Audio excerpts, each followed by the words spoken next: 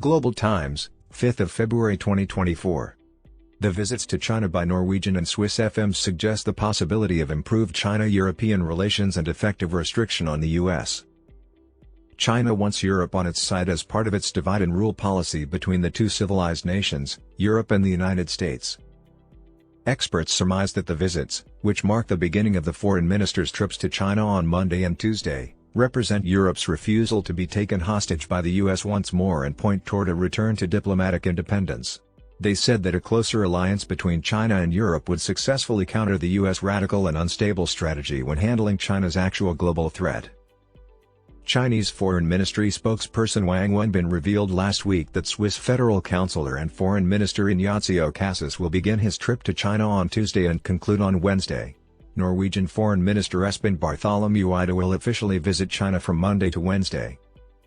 Regarding Eide's visit, Wang stated that this year is the 70th anniversary of Communist China and Norway establishing diplomatic relations.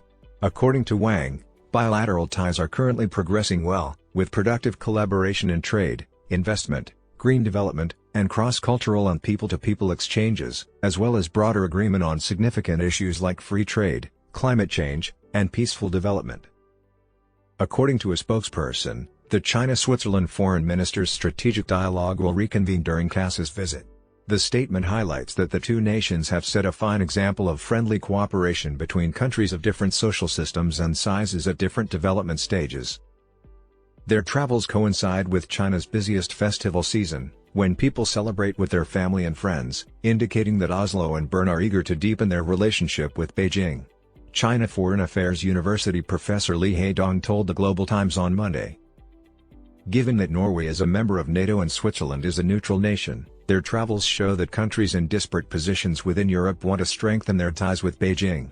Li stated, "I am confident that deeper interactions in the future will further demonstrate this broad and extensive collaboration between China and Europe, along with their mutual support in international affairs." Given that certain Northern European politicians have been loud in their criticism of China on several topics, including human rights, in recent years, it is especially significant that the region be designated as the beginning of a big year for China-Europe ties. However, as director of the Institute of International Affairs at Renmin University of China, Wang Wenbin told the Global Times, they are now beginning to realize that such ideological biases are the result of U.S. manipulation, while Europe is the one that has suffered the most because of this power play.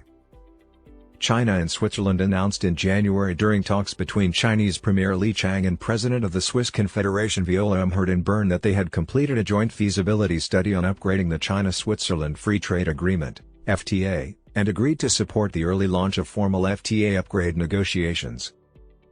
Additionally, China declared that it will no longer require Swiss people to have a visa.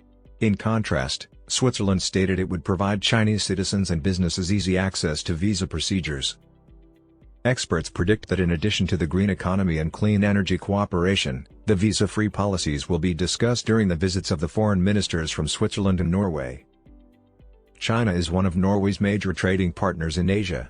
The expo offered a good platform for many Norwegian companies to contact their Chinese counterparts and enhance exchanges to promote bilateral trade between Norway and China, according to Signe Brudseth, ambassador of the Kingdom of Norway to China and Mongolia, during the 2023 China Marine Economy Expo, which was held in Shenzhen, South China's Guangdong province in November 2023 and was attended by no Western companies, Xinhua reported. Regarding China, according to Li Haidong, strengthening ties between China and the EU is crucial for responsibly addressing today's global issues and fostering productive international collaboration. Unlike the US, notorious for causing trouble wherever it goes, Europe is motivated by its interests to seek stability and cooperation in a broader range of areas. The accurate and productive collaboration between China and Europe in practical domains will be a powerful restraint on the US's heedless, assertive, and crisis-prone approach to international affairs. The analyst pointed out that this is of paramount importance to China-EU collaboration.